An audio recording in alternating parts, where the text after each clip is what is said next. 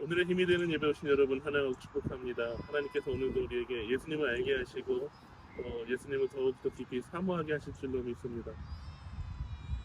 성경에서 가장 신비로운 사람이 있는데 멜기세덱이라는 사람입니다. 이 멜기세덱은 성경에 다른 기록된 인물들과 많이 다른데요.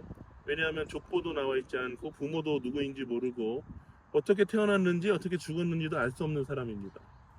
그리고 멜기세덱이 가장 신비로운 인물인 이유는 그가 가진 직분 때문인데, 멜기세덱은 구약에서 유일하게 왕이면서 동시에 하나님의 제사장이었습니다.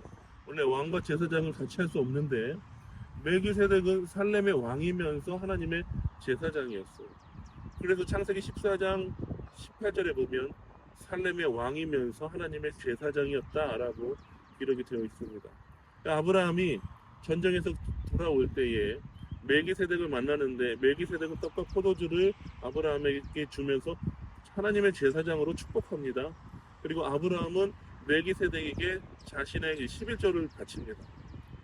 그러니까 멜기세덱은 어떻게 태어났는지, 어디서 어떻게 죽었는지, 어떻게 존재했는지 알 수 없는 굉장히 신비로운 사람이면서 또 왕이면서 제사장이에요.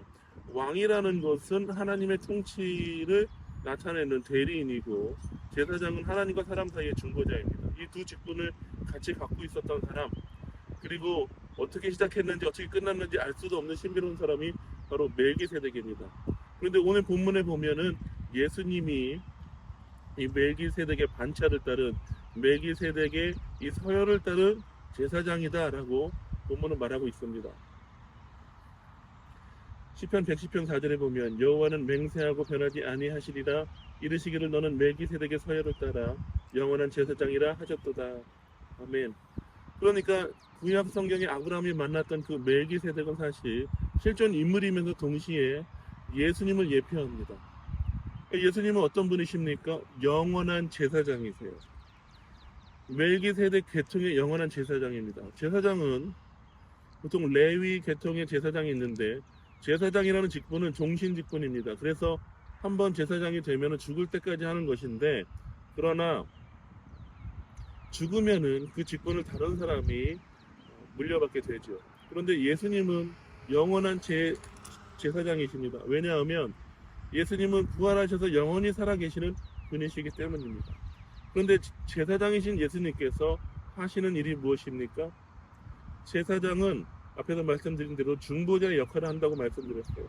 하나님과 사람 사이에 중보하는 역할을 하는데, 대제사장이시면서 영원한 제사장이신 예수님은 우리를 위해서 영원한 중보자가 되십니다.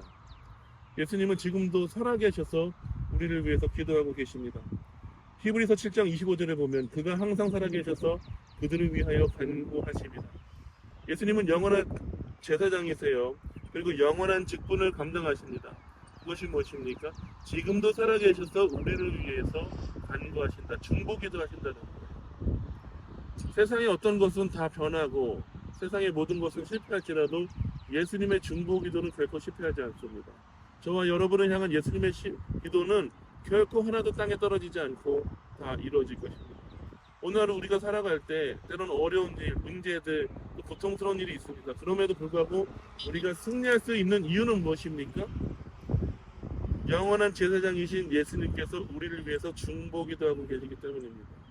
오늘 하루 살아갈 때 제사장이신 예수님의 중보기도를 힘입어 살아가는 하루가 되시기를 주님의 이름으로 축원합니다.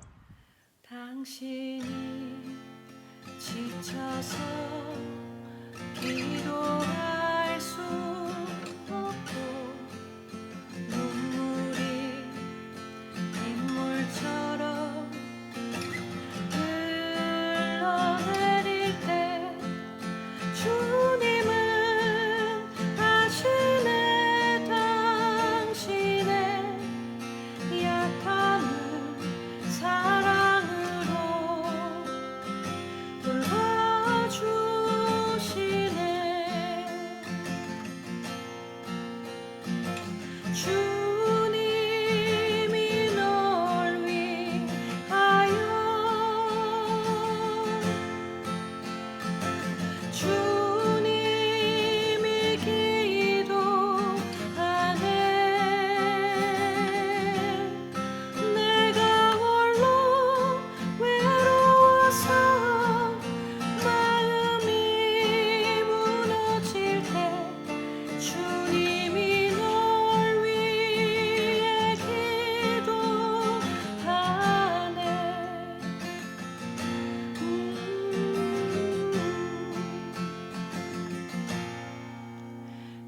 당신이 외로이 홀로 남았을 때 당신은 누구에게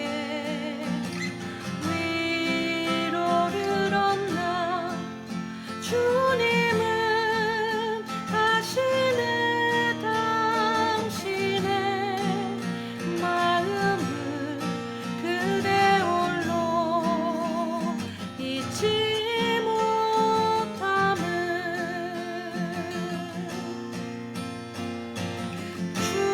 주님이 그대 위해 주